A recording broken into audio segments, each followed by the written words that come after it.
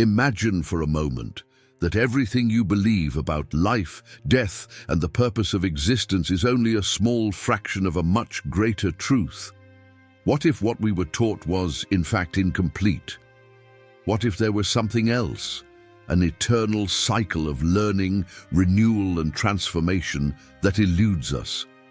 Today we are going to explore one of the most controversial and fascinating ideas in the spiritual history of humanity: reincarnation. Although many see it as an exotic belief, disconnected from Judeo-Christian traditions, the idea of being reborn into new bodies over multiple lives was present in several ancient cultures and even in early Christianity. However, over time, this concept was deliberately removed from sacred scriptures and declared heretical. What happened for such a powerful idea to be rejected? Who benefited from its exclusion, and how did it shape the worldview we hold today? In this video, you will not find definitive answers to these questions, but by the end of this journey, your perspective on life, death, and the very purpose of existence may change forever. If this topic has already caught your attention, take this moment to subscribe to the channel and activate notifications. Here we explore profound and thought-provoking ideas like this one, shedding light on questions that often remain in the shadows of history. Ready to dive deeper? The idea of reincarnation is ancient and universal. It appears in cultures such as Hindu, Buddhist, Egyptian, and even in Greek philosophy. Each of these traditions sees rebirth as a natural process of the soul, a cycle that allows us to grow, learn, and transform. However, what may be most intriguing is that, in the first centuries of Christianity, this idea was also present. Christian theologians and thinkers influenced by Neoplatonism, such as Origen of Alexandria, openly discussed the pre-existence of the soul and the process of spiritual evolution through multiple lives. For them, reincarnation was compatible with the idea of a just and loving God who offers continual opportunities for souls to learn and purify themselves. But this vision ended up being suppressed. In the year 553, during the Second Council of Constantinople, the doctrine of the pre-existence of the soul was declared heretical. This decision marked a breaking point in the history of Christianity and in how people came to perceive their relationship with the divine. Why did the Church make this decision? To understand it, we must look at the historical and political context of that time. The rise of Christianity as the official religion of the Roman Empire brought with it the need to unify beliefs and eliminate ideas that could challenge ecclesiastical authority.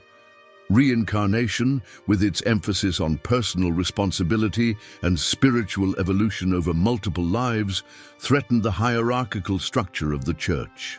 If souls have countless opportunities to learn and correct their mistakes, what would be the need for religious intermediaries offering salvation in one single life? The doctrine that we only have one chance and that our actions in this life determine our eternal destiny is a powerful tool for exerting control. After all, the fear of an irrevocable final judgment is an effective method to keep people under the influence of the religious institution. Now pause for a moment and reflect. What does it mean for us as individuals that such a transformative idea was suppressed? Reincarnation invites us to rethink suffering, difficulties, and even mistakes as opportunities for learning. It speaks of a universe that is not random, but profoundly just, where every action has consequences that transcend a single life. Early Christianity was diverse in its beliefs and interpretations, influenced by Hellenistic and Eastern traditions. Some biblical passages suggest that the idea of multiple lives was not foreign to Jesus' first followers. In the Gospel of John, for example, the disciples asked Jesus about a man born blind. Who sinned, this man or his parents, that he was born blind? This question seems to reflect a tacit belief in the possibility that the man could have sinned before being born. something that would only make sense in a context where the soul existed prior to this life. Furthermore, in the Gospel of Matthew, Jesus states that John the Baptist is Elijah who was to come. This statement, though wrapped in symbolic language, is seen by many as a reference to reincarnation. However, these ideas began to be deemed dangerous as Christianity became institutionalized. The Council of Nicaea in 325 AD was a major milestone in this process. Convened by Emperor Constantine, the council not only defined doctrines such as the Trinity, but also sought to eliminate interpretations that could divide or weaken the authority of the Church. Reincarnation, with its implications of personal responsibility and continual evolution, did not fit into that model. Later, at the Second Council of Constantinople, the doctrine of the pre-existence of the soul was formally rejected. Although the term reincarnation is not directly mentioned in the records of that council, the condemnation of such a doctrine left little room to accept the idea of multiple lives. That decision was not just theological, but deeply political. By excluding reincarnation, the Church strengthened its role as the indispensable mediator between man and God. From that moment on, salvation could only be achieved through the sacraments and obedience to ecclesiastical doctrines. However, despite efforts to silence this idea, reincarnation never completely disappeared. It survived in mystical and esoteric traditions, in the beliefs of other cultures, and even in the accounts of people who claim to remember past lives. Ian Stevenson, a psychiatrist at the University of Virginia, dedicated his career to researching accounts of children who seemed to recall previous lives. In many cases, the details provided by these children were verified and matched historical facts they could not have known. These stories lead us to wonder whether the soul truly transcends a single life. And if so, what does this imply for our understanding of the purpose of existence? If we consider reincarnation as a real possibility, we are led to re-evaluate everything we believe about life, death, and even suffering. The concept not only offers a broader explanation of existence, but also challenges us to think more deeply about our choices and their long-term consequences. One of the most transformative aspects of reincarnation is its ability to offer a completely new perspective on suffering. Instead of viewing it as an arbitrary punishment or an injustice of life, we can understand it as an opportunity for learning and spiritual growth.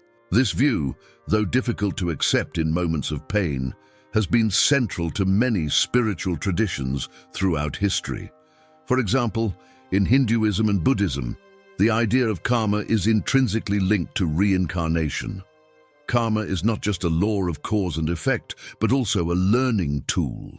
Every action we take, whether good or bad, generates consequences that shape our future experiences, not only in this life, but also in the next ones. This view carries great responsibility. Knowing that our actions today may have repercussions in future lives encourages us to live more consciously and compassionately. It is an invitation to reflect on our decisions, not only for their immediate impact, but also for the legacy we leave for our own spiritual growth. But reincarnation also challenges us to think beyond the individual level. If each human being is on their own path of learning and evolution, our interactions with others acquire a new meaning. The people we encounter in our lives, whether friends, family, or even those who cause us pain, could be playing important roles in our spiritual growth. In the Kabbalistic tradition, for instance, there is the idea of Gilgul Neshamot, or the cycle of transmigration of souls. This belief suggests that souls return to Earth to complete tasks or resolve unresolved conflicts from past lives. This prompts us to reflect, what if the difficulties we face today are actually carefully orchestrated opportunities to help us grow?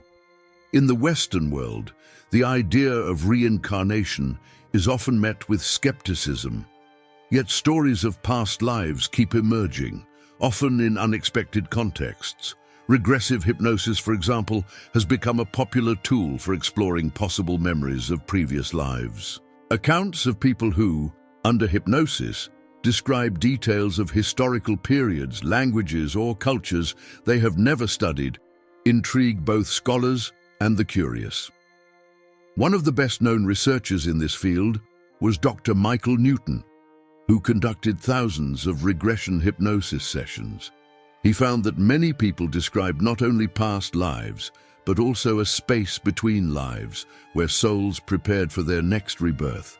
This space was described as a place of learning, planning, and reflection, where souls chose the challenges and lessons they would face in their next life. Although these accounts cannot be scientifically proven, they offer a fascinating glimpse into how reincarnation might work. More importantly, they challenge us to reconsider our view of death. If death is not the end, but merely a transition to another stage of our journey, how does this change the way we live? In the Bible, although reincarnation has been largely eliminated from official doctrines, there are passages that can be interpreted as references to this idea. One of the most well-known is the previously mentioned statement by Jesus in the Gospel of Matthew, where he asserts that John the Baptist is Elijah, who was to come. Another intriguing passage is the conversation between Jesus and his disciples about the man born blind in the Gospel of John. When the disciples ask, "Who sinned, this man or his parents, that he was born blind?" This suggests an implicit belief that the man might have sinned before being born. Such an idea only makes sense within a context in which the soul existed before this life. Why then were these ideas suppressed? As we discussed earlier, the reasons were not solely theological but also political. Reincarnation, with its emphasis on personal responsibility and continual evolution, was deemed a threat to the Church's control over people's spirituality. Nevertheless, the suppression of reincarnation can also be seen as part of a larger pattern. Throughout history, many spiritual truths have been hidden or distorted, perhaps because their transformative power was considered dangerous to established structures. Yet despite these efforts, those ideas keep resurfacing, as if they were truths that simply cannot be erased. Esoteric traditions, for example, have always kept the idea of reincarnation alive. In Gnosticism, a branch of Christian thought that flourished in the first centuries of the Common Era, reincarnation was seen as part of the process of the soul's redemption. Gnostics believed that fallen souls returned to the physical world to correct their mistakes and achieve enlightenment. These ideas also appear in other cultures. In Hinduism, as mentioned before, reincarnation is a central pillar.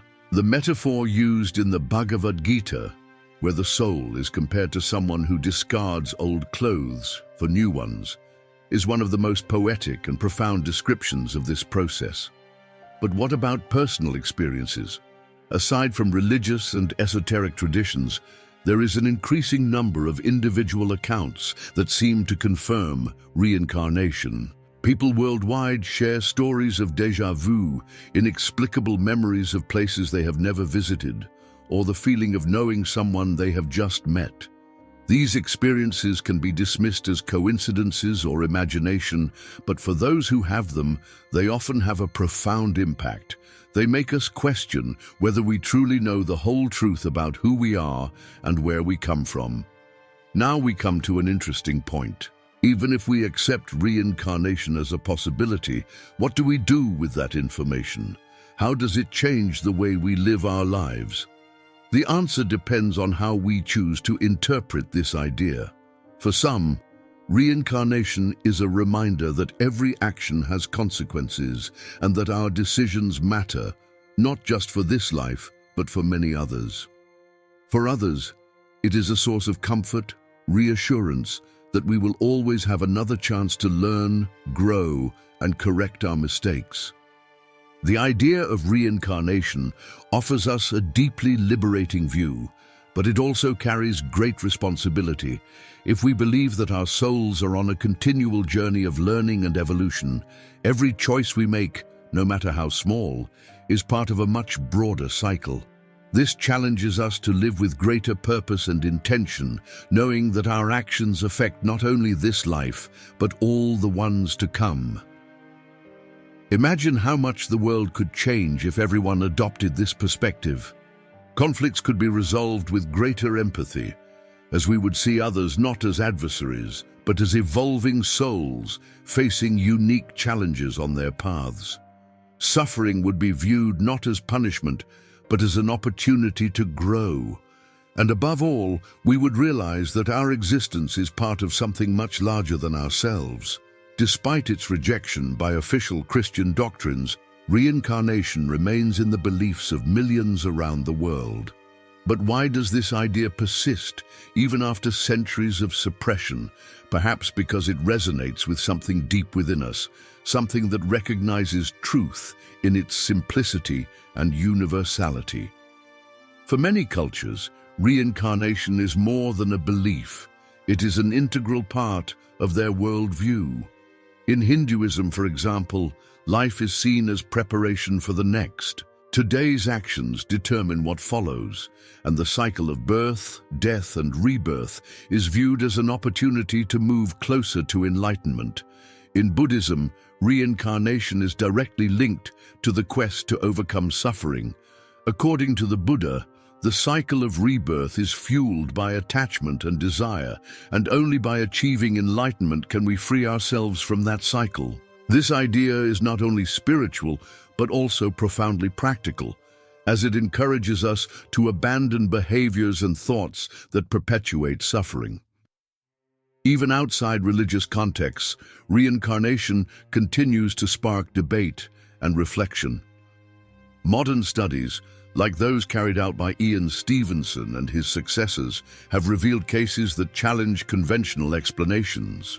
A child who accurately describes the life of someone who lived decades before, down to details only that person could have known, makes us question the limits of our understanding of the soul and memory. These accounts, while controversial, invite us to consider a broader perspective on what it means to be human. They remind us that life is full of mysteries, many of which we do not yet fully comprehend. And then there is the question of legacy.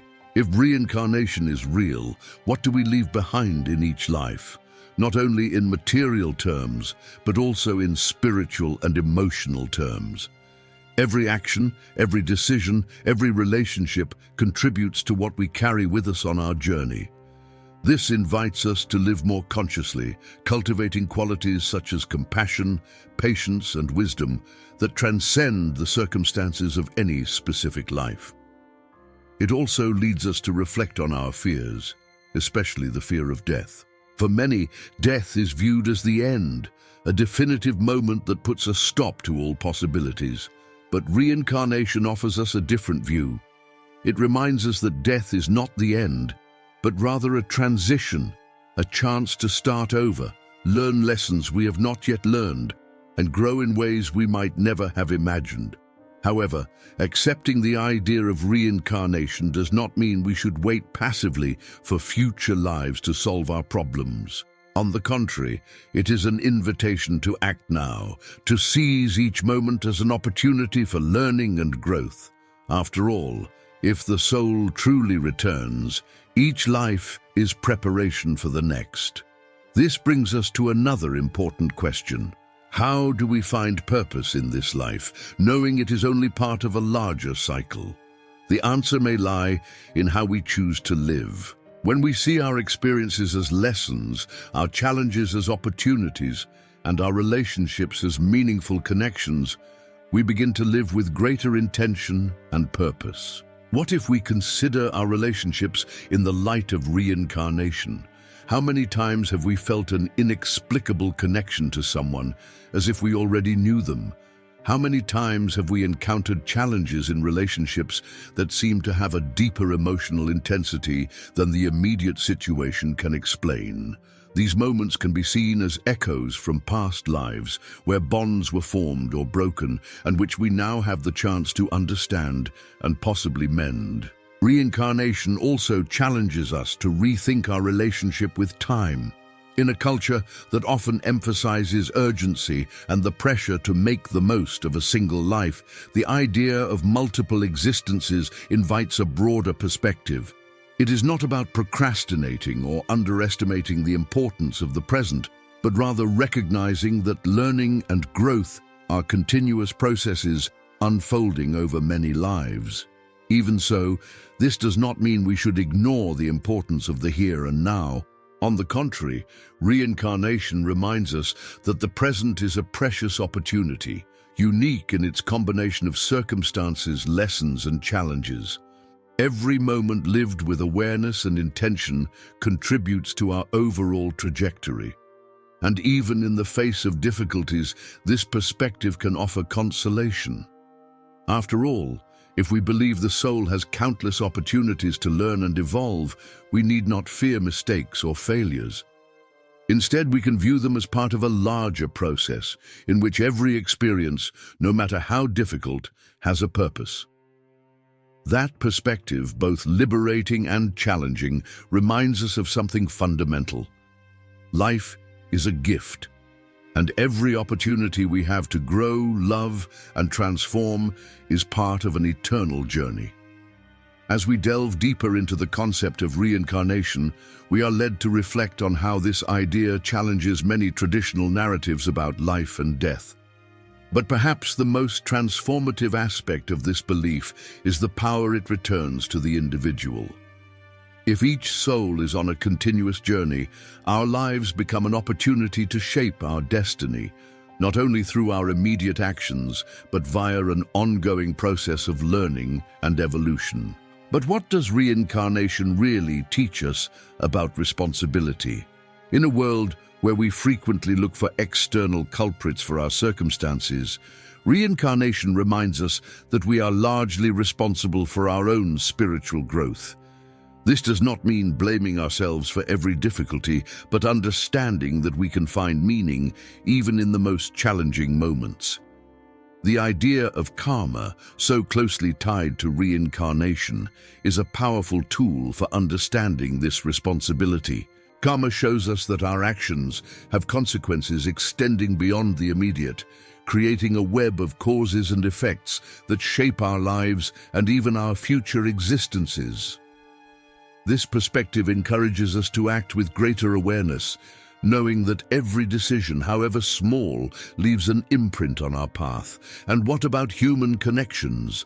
If we believe in reincarnation, our relationships gain new depth. Souls we encounter throughout our lives may have shared other experiences with us in different contexts and times. This idea, present in traditions such as Hinduism and Gnosticism, suggests that our encounters are not random. Every relationship, every interpersonal challenge can be understood as an opportunity to heal old wounds or strengthen bonds that transcend time. Think, for example, of people who seem familiar to us from the very first moment, those with whom we have an immediate, inexplicable connection. Are these sensations merely coincidences? Or could they be echoes from past lives in which these souls played significant roles in our evolution? Reincarnation also offers us a new perspective on suffering. Instead of viewing it as punishment or mere cruel chance, we can regard it as a learning opportunity. The difficulties we face, the losses we suffer, and the challenges we overcome can be seen as parts of a larger plan designed to help us grow and evolve. This view can be immensely liberating, but it is also demanding. Accepting that we are responsible for our own growth and that difficult circumstances may serve a purpose requires courage and introspection. Yet at the same time, this perspective empowers us because it reminds us that every moment, no matter how challenging, is an opportunity for us to become wiser and stronger. Returning now to the topic of death, it is fascinating how reincarnation allows us to approach it differently. Instead of seeing it as an end, we can understand it as a transition, the passage from one phase of the journey to another.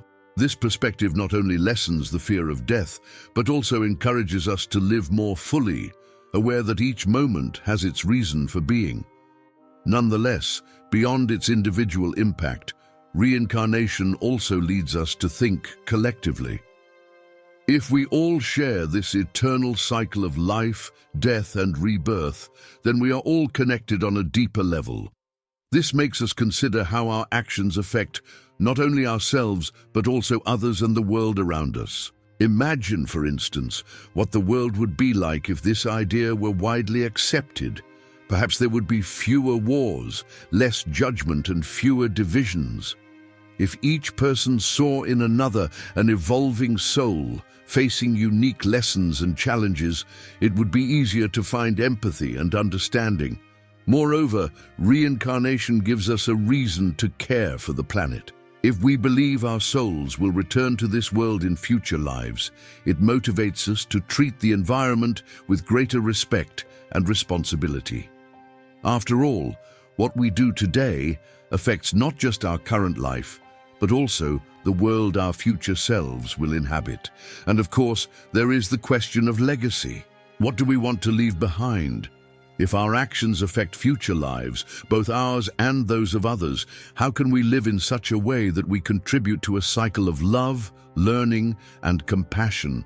These questions lead us to an important conclusion. Reincarnation is not just a belief or theory.